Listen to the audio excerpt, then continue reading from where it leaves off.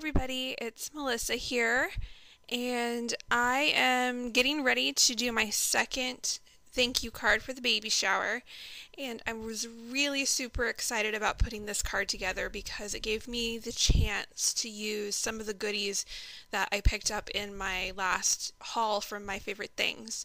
And especially I wanted to use this cute little onesie die that I picked up from My Favorite Things. It is super cute. It even leaves little embossed lines for the sleeve lines and the little buttons. And then I just inked up a sentiment from Webby's Words stamp set that I picked up at CC Designs rubber stamps, and inked that up with the My Favorite Things craft ink and stamped that onto the little onesie. And I have to say I really liked the quality and the color of the craft ink. It's very hard to find anything craft these days, but I really liked it. It inked up very well, it stamped very well, and it's actually a really nice shade of that light brown, light tan. So really excited about that. But I decided to go with pattern papers from the Giddy Up 6x6 pattern paper pack. I believe this is Echo Park paper, but I will double check that and just make sure for you guys. And then what I did here, because I am using a lot of pattern paper as opposed to having a solid in there to kind of break it up, I decided to get out my cocoa ink and just edged the edges and the corners of each of the pattern paper pieces.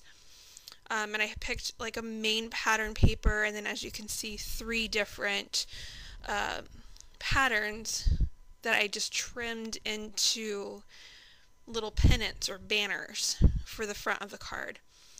And then once I got everything kind of lined with that cocoa, it just makes the eye pop a little bit more.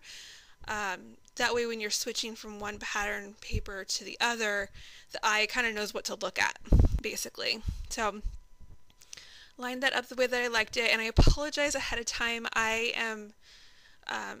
In my previous video, I mentioned that we moved all of my craft items from my craft room because it's becoming the nursery. So I tried a new video location, new camera location in my new spot, and it was good in the fact that I had a lot more room for me to move. But as you can tell, I didn't realize how much I was covering up what I was actually doing with my swollen, pudgy, pregnant hands. So I'm still working on the video angle. Again, I apologize for kind of blocking the view. The videos will be better next time. But I used my ATG gun to just adhere the little banners to the main piece of pattern paper there. And I am using some charcoal gray twine that I picked up. I believe I got this from CC Designs. I want to say it's the Doodlebug twine. Again, not 100% sure. I've had it in my stash for a little while.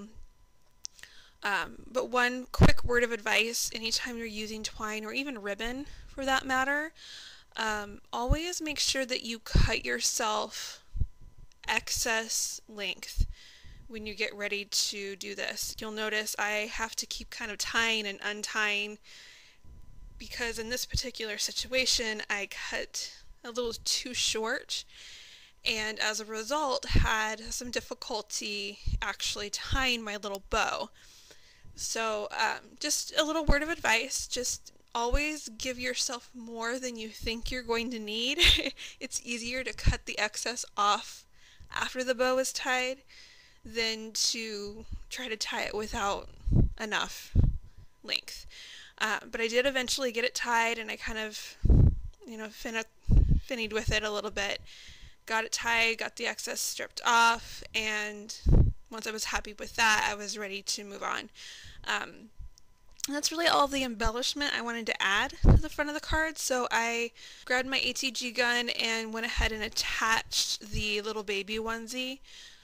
And again, normally I would probably pop this up on Dimensionals, but because I know that I am going to be mailing most of these thank you cards to their recipients, I went ahead and just attached it flat to the card. And you'll notice here I forgot to cover the twine with tape. There's another no-no. The ATG gun does not roll over twine normally, so I had to put some Scotch tape over the top and then continue applying my ATG adhesive. Works so much better that way. And then this is a piece of the My Favorite Things cardstock, which I've not done a review on yet, but I really like it. It's a 100-pound cardstock. It's good quality.